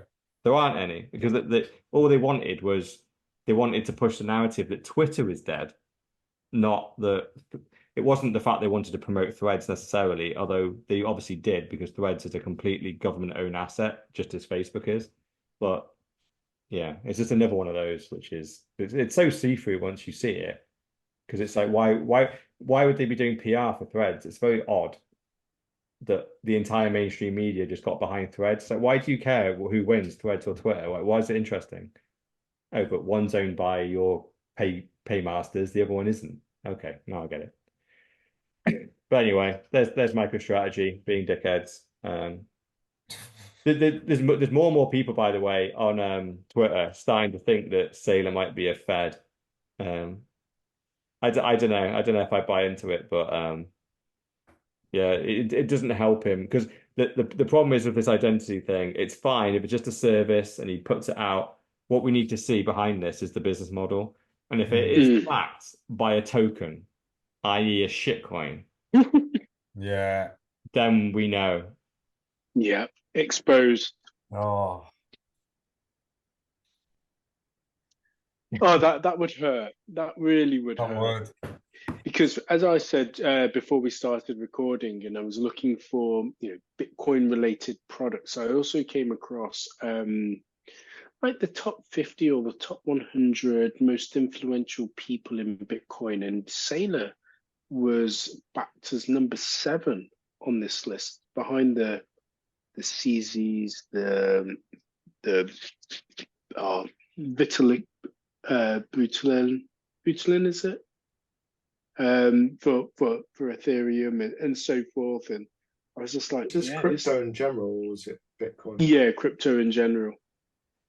I think for Saylor, like, I don't know, but it does worry me a little bit that he's getting into this when no one's got any interest. I suppose he is trying to build a kind of like ecosystem within Bitcoin, which represents the fiat system. But I think influential, like, he's quite hard to follow, let's be fair. If you try and listen to him, he's not the easiest to listen to. He's very passionate, but he does go into the depths, and he's a very clever man. So I just don't know if he's that influential. Got some brilliant memes, though. It's going up forever, Laura. There is no second best. Yeah, there is no second best. It's a classic. Yeah, that's the thing. Like, he's done a lot for Bitcoin promotion. It's just whether I think this is people starting to question whether he's a bit of a Trojan horse, and he's coming in, but secretly once he's inside the castle gates, out comes shitcoins, regulation, The good thing about Bitcoin, well, I suppose that's also why people are worried about him getting as close to mining as he was. He started setting some mining rules, and especially when the climate crisis freaking propagandists were hitting Bitcoin on the mining, he set up a council for all the miners to get together and start talking about their ESG plans and all that kind of stuff. And we go, hold on, why is Saylor get involved in this? This is the core of Bitcoin, really, like the miners. Why is Saylor getting involved here? This isn't his place. He's not even a miner. He just buys it. He barely even holds it. He apparently holds it with a custodian because he holds such huge quantities, and he pays them millions of pounds a year to custody it for him. And you go, well, that's not a real Bitcoiner, because if he's a real Bitcoiner, he would pay millions of pounds a year to pay people to build the whole freaking warehouse that has multiple layers of Bitcoin security in it and stuff, where you get one key from that room, one key from that room, one word from that room, and have a whole series of staff and all sorts to protect the billions and billions of dollars worth of Bitcoin that he has. So yeah, it's the evidence is starting to stack up, and this whole initiative is just very odd. If you get Bitcoin, you realize the Bitcoin network is uniquely designed by Satoshi, a perfect conception of putting money scarcity on a blockchain. When you put anything else on it, it doesn't really work, because identity needs a whole different set of factors. Money needs very few. It's very simple and it works. Identity needs a whole set of a different attributes attached to it. But it can't be that simple, bro. No, goes back to the point, doesn't it? It's just too easy to say it's that easy. I feel like this are hitting up MicroStrategy and being like, I need to give you some consultancy time, because literally I was one of the first people to launch identity on the blockchain, and the pile of shit. So just don't do it. But in charge them like 1 Bitcoin an hour. I know if I can say it, if it can work for them, but I might just watch them fail in public. Might be more interesting. Yeah, but then it detracts from Bitcoin, doesn't it? Because people see Sailor and Bitcoin synonymous as one and the same as well. So he does have a lot of clout because he's been such a large advocate for the movement of Bitcoin. It's like I've always said, when Coinbase went public, if anything goes wrong with Bitcoin, or we have events in Bitcoin like FTX, then it also detracts the downfall of the Coinbase stock as well. Oh yeah, it's a good point actually. I haven't even seen it, but I've seen the clips on Twitter about it. But Tom Brady, he got roasted last night. Oh, yeah, I've seen the clips. I've not watched. Yeah, and essentially, Bitcoin didn't come up, but crypto did, and someone dunked on him for losing $30 million in the FTX collapse. Yeah, and he had his head in his hands. The whole crowd are just laughing, and the comment on the video is, "This is why the masses aren't coming back," because it's literally that FTX collapse. And obviously we said it at the time, this looks like completely engineered, everything looks dodgy. Sam Bankman-Fried's background is pretty much, he's the SEC and the Fed all wrapped in one of his parents and stuff. And it's just like, this is like, who gave him all this money? Like the fraud is just on an epic level. And it's just very convenient that it all just collapsed right in the middle of a bull market. We should have gone to 100, 200K, and this was back in 2020. And FTX ended that by collapsing, and even now, 4 years later, it's being used as a meme, because obviously they had so much money that wasn't theirs. Obviously it's customer funds. They got people like Tom Brady, Matt Damon, all like the biggest names of Hollywood A-listers to promote FTX and by association Bitcoin. So when the entire thing gets exposed as a complete fraud and Ponzi scheme, Bitcoin is wrapped up in that. And it's kind of genius, really, isn't it? And 4 years later, you mentioned crypto, you mentioned Bitcoin, you laugh at Tom Brady that lost $30 million in that. And I don't think he did lose $30 million of his own money. I think he got given $30 million of FTX stock, I think. And then obviously that went to zero. FTX, what's it, FTT token? Yeah, that's right. Yeah, so in some shape or form, like I don't think he lost any money in reality. I'm sure he got paid a shit ton of dollars, and on the side got paid, oh, here's a bonus 30 million here, but this is in our shitcoin. You're talking about unrealized gains in the FTT tokens. Well, there were none of them. Exactly. But it would have been this is what you could win. But but I just thought it was interesting. It's like, oh Jesus, like one of the I think obviously it looks like everyone in America watched this roast of Tom Brady last night. Crypto came up once, and it was just a joke, and FTX was the punchline. And you go, man, that FTX thing wasn't half of it. If it was a government plan where they literally designed that company to grow fast, be very heavily backed, and collapse as a Ponzi scheme purely to damage the entire space, if it was planned, then they could not have planned it any better because it works so well. Yeah. What I find is that obviously we went through the pandemic, obviously during that kind of thing, and then just coming out of it. I don't get how people weren't wrecked or haven't, like, when the 2008 financial crisis collapsed, you saw people jumping out of buildings. Like, I don't really see that hurt and that pain from people having lost so much money. What, during which collapse? The FTX? During the FTX collapse. Oh, because it's such a smaller amount of people, right? It's obviously like 2008 and 2008 is the entire market, right? It's the whole housing collapse, right? People are losing their homes and like that's real life, and it's the entire market. Everyone, no one is exempt, right? Unless you're like super wealthy or you haven't even got on the housing market yet. But that was like the majority of people affected. FTX. This is always the thing, right?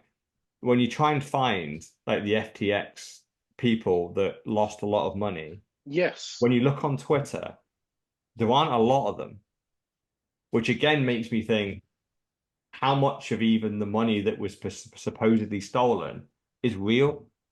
Like, were there a load of fake accounts that were just going, oh yeah, just add 10K to all these accounts and just, let's lose the money, Yeah.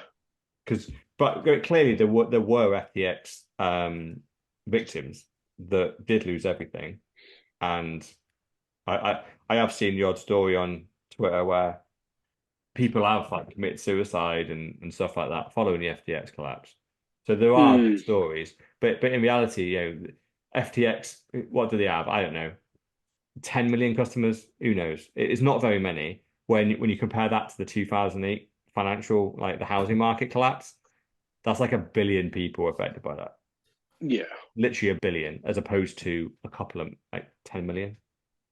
So, I'm trying to think of there was that Asian chick that we've spoken about a couple of times as well. Obviously, she talked about her loss and her losses, and I mean, she seems to have done really well out of it. But she's one in a in the thousands in terms of it, because she's kind of made light of the situation of how much she lost him and her poor choices. Who was that? Sorry, I missed that. I'm trying to remember her name. I'm just the one who got the exclusives with that's the one. The Asian chick, yeah.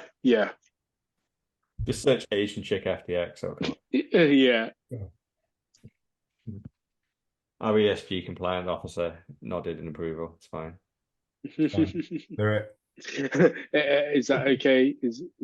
We're not going to get cancelled from that search. We've got is it DIE now? Actually, is it DIE? DEI? DI. Which one is it? Like diversity, equality, and inclusion. Oh my God.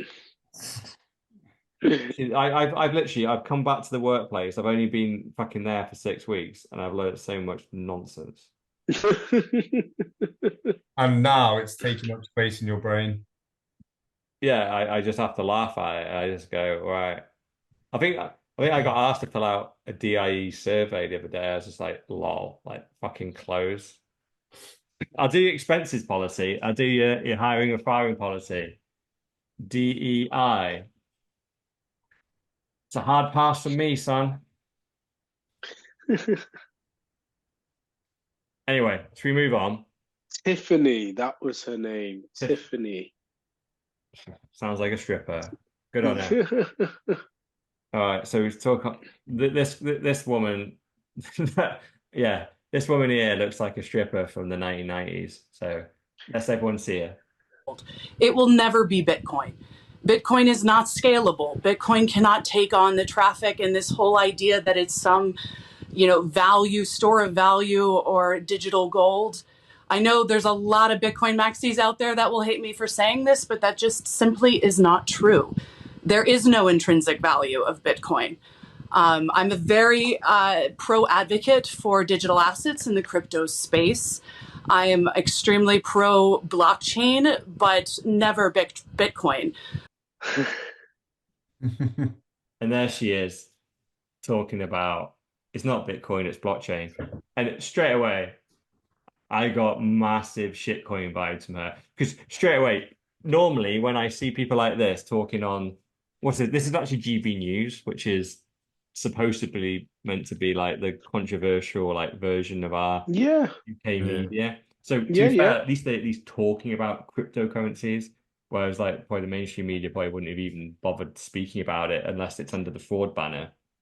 But Dominic Frisby's been on GB News a number of times. I think he even had his own show for a little while too. Yeah.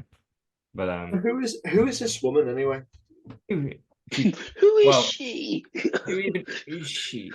If you scroll down, she seems to be one of Boris Johnson's freaking blowjob girls. Oh, wow. One of his fluffers. Go have a look. Have a look at her. Because here she is doing the video. Rank. I like the comment going. I remember the last time I heard someone say it has no intrinsic value. 2017 wants the misinformation back. And here she is. Here she is. With good old BJ, the Boris of the Johnson. Oh, what's this? Oh, they put laser eyes up. What have they done to her face? They put Ripple. They put Ripple. Oh, so I'm guessing, is she a Ripple shill? Oh, she's an XRP shill. So I guessed that she was a shitcoin shill because she called Bitcoin Bitcoin maxis. I'm like, straight away, that exposes you as someone that knows this space because you wouldn't know the space if you but here she is, Bojo BJ. Surely boff himself. Okay, this article is clearly nonsense, but he's realised. Oh, okay, I'll put it in. Don't trust, verify, but we've gone full in at source. But there she is. I guess it was clearly it's just a little bit of a nonsense anyway. She's a random person managed to get onto a relatively reputable TV station calling Bitcoin maxis it's not about that, it's about the blockchain. And then surprise, surprise, I knew she was a shitcoiner. I just didn't know which shitcoin she was going to promote. Is XRP. Gotcha. There you go. Gotcha. That's nice and easy. Should we move on to Craig Wright? Craig Wright's finally fucked off. Finally? Is it true? I think until they take all his assets off him, because I think the judge in the last case pointed out that he was moving all his assets everywhere. We actually just take all his assets off him. I think that's the big step, isn't it? And they go for his overlord. What's his name? Carbonan. Yeah, they go for him as well because he's been funding all this shit. That's when I believe it's over.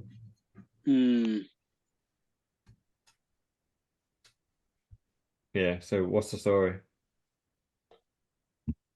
So he's discontinued all parts of his UK libel proceedings against Hodlnaut. I'm guessing against other people as well, because it won't just be against Hodlnaut.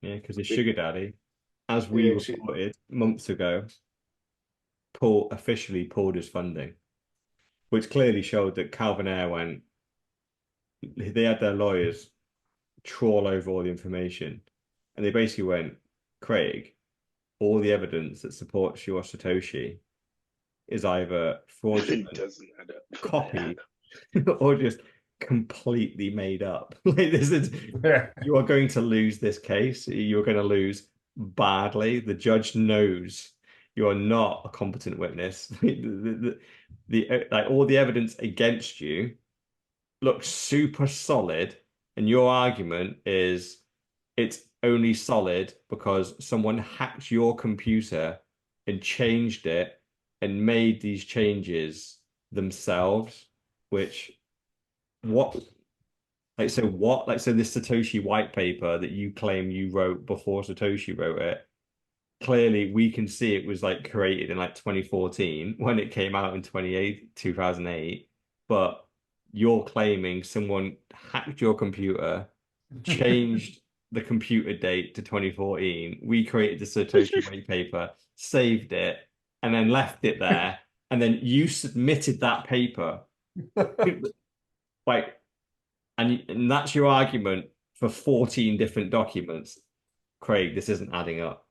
He also claimed to be an expert in cryptography and doing all marks of fraud as well, so he shouldn't be able to get hacked like that. Yeah. I remember when Craig was still on Twitter, he literally posted a bit of his code that he claimed was him just like playing about making a clock for and he was like, just doing a little bit of C++, just coding this clock. He's posting this to Bitcoiners, right? Which are probably some of the smartest developers on the planet. They found out within like 30 seconds flat. He'd copied this code from some example in some book. And they literally had it word for word, like line for line, from a code example of how you code a clock, C++, like level 3. And you go, crazy. You're trying to impress the smartest developers in the world here. Try harder, bro. Like you're so obviously a fraud. He tried some plagiarism from page 1 of Google, which everybody knows about. He didn't even try to go to page 2, 3, 4, and beyond. It's like, I just picked this top one. This wouldn't even get you through like a low-level developer interview. Never mind passing yourself off is one of the greatest developers of all time, i.e. Satoshi Nakamoto. Yeah. Craig is so like his intellect and coding ability is. I honestly think I can't code. I coded a couple of like really bollocks things back at uni. I think I'm a better coder than Craig. But the good thing is obviously the whole story is about Hodl finally. This is literally back in the day when we were all calling Craig Wright a fraud, and Hodl called him a fraud. To be fair, like Pedro called him a fraud. They all got sued because basically in the EU regulation and law, you're not allowed to call people a fraud, and if you do, you have to back it up with evidence.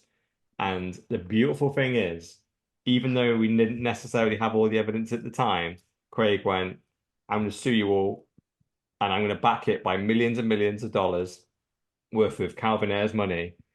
Bitcoiners got behind the Bitcoiners that he attacked. We funded them with millions of dollars worth of Bitcoin to fight it and go, okay. It's kind of a bit of a meme that Craig Wright is a fraud. But you know what? If you have to prove it, we fucking will. And in the court of law, we proved Craig Wright is a fraud. And he had to walk off with his tail between his legs going, I'm a fraud. Beautiful. Beautiful. All right. So, I mean, he's been popping up on our agenda week after week after week for regular listeners and viewers. Do you really think that this is the end of him? I mean, obviously, Hodl is extremely ecstatic, but I think, as Dr. Eva 10% said, I think the last story will be when he gets his assets claimed and potentially a bit of prison time because he'd only been relevant because he's been suing people. He's moving his assets not very discreetly. So, like, even the judge commented about it in the big case. Well, he's had his assets frozen now. Yeah, but he moved most of them. So it's when they start reclaiming these assets from other people and just take it all. I think that's a big one because they've seen the trail. And then also when they stick him in prison and they start freezing Calvin Ayre as well. Yeah, I think Calvin's been smart and he's removed himself from it once the judgments came in. Still just be an unnamed donor or something. But yeah, it'd be beautiful because the problem is I remember the clip from Craig Wright. He was in Oxford University doing one of their talks that they do. And the question was, if you're Satoshi, then, why can't you prove it? And he stood up and started ranting, going, I will prove it in a court of law. If I'm lying, then that is perjury, and it comes with a 20-year prison sentence. So that is how confident I am.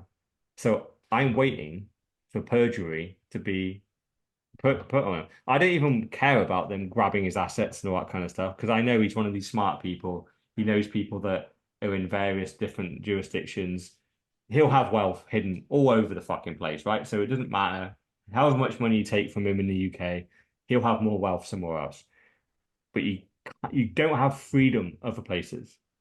So if he gets put in prison for 20 years for perjury, claiming that he is Satoshi when he is not, and claiming that evidence is true when it was clearly manufactured and completely just created by himself to prove a point that he wanted to prove. I want to see him put behind bars for 20 years. That'd be a beautiful ending to this story. Because he's been an absolute plague on Bitcoin since 2016. He's a complete annoyance. So it's nice to see at least that he's dropping all his charges, and the fact that Calvin Ayre isn't backing him anymore. Because there were so many Bitcoin core developers that just like little things like hosting the Bitcoin white paper on your website. Craig Wright was illegal because he had the copyright on it, and by hosting it, you then would be owing him money, and he could sue you. It all goes away now. All goes away. It's kind of crazy how much one person can cause so much disruption, but he managed it. Well, again, listeners and viewers can trust us to be the ones to report it as and when it does happen. I'm sure we'll be there front and center. I'll even book a fucking visiting time to go see him. But like live images of him being carted off. I was waiting for him to pick up the phone and go, Craig, you're a fucking fraud. And then just hang up. Just walk out. Sue me. Yeah. I'll do it for the pod. Do it. It'd be the shortest pod of all time. Interview, right? Yeah. Walk in, everyone's like, "Oh, what question are you going to ask?" Da, da, da, da. Craig, you're a fucking fraud, and hang up, walk out.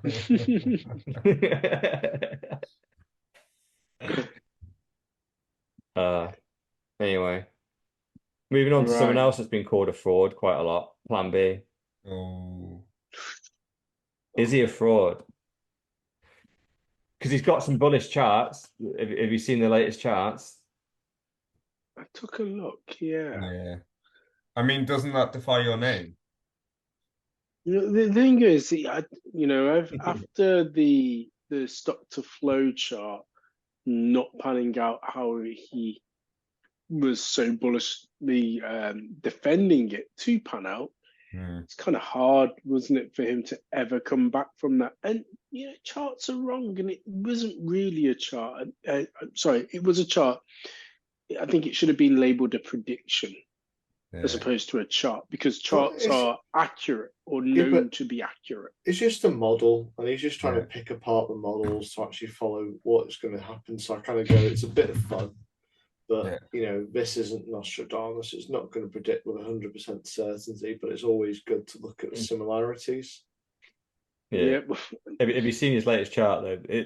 I must admit, this gets me bullish. It gets me fucking. I got a right semi just looking at it right now. I was going to say semi, not novice. It's Taurus. It's pretty much full on erect. I'll be honest, right? So we've got these dark red circles. Yeah. And pretty much after that, it's fucking ball time, and we go to the moon, and so we've got these blue ones, and we hit a red here. So in the historical models, the last 3 cycles, it's gone up. It's gone up forever, Laura. So the next sequence of red dots should be one hell of a. That's the bull market, right? So Yeah. With literally what the chart he shows is that, like, the path back to the previous all-time high is all the blues, have a little pullback, then we hit a red of a correction, and then it's fuck off, new all-time high. That's what we're waiting for. It's all what we kind of are expecting. The next high to be hundreds of thousands. But a chance to say, "Told you so." That's the real. Gaz has had that chance like 3 cycles though. I know. Yeah, we were talking about this before. This will be my first time. Yeah. 3 cycles, 3 epochs. We're discussing it, and it'd be great to be able to say the same as well and be a part of it with truly skin in the game and funds behind it to back it up. Yeah, the I told you so's will be the sweetest when people are like, so how's Bitcoin going? Like, hasn't changed. Still 21 million. Still decentralized. The asset which I trust the most, and I'll be raising this at the Christmas party when people say, "Oh, how's Bitcoin now?" How's your pounds going? How's your fiat pounds? How many slices of gammon can you buy for a tenner? Got a whole script written out, hasn't he? He was ready for that. Yeah. Funny enough, I had I spoke to someone. He said, "What's your price prediction for like 5 to 10 years?" I said, "My bearish one, probably about 500k." Well, what's your bullish one? I said, "Well, we want to know bullish. It's about $1 trillion." And he just started laughing. I said, "The thing is, like, you're thinking, oh yeah, he thinks it's going to be worth $1 trillion, but I'm not telling you that. No. I'm telling you the pound's about to collapse." Yeah, it's like the Zimbabwe dollar, isn't it? Yeah, it's like, yeah, and that's basically my 2 spectrums, because the pound is going to collapse. It's just how long. Yeah. Yes. Give it a little tickle. You've done that far too many times. Does it get every week? No.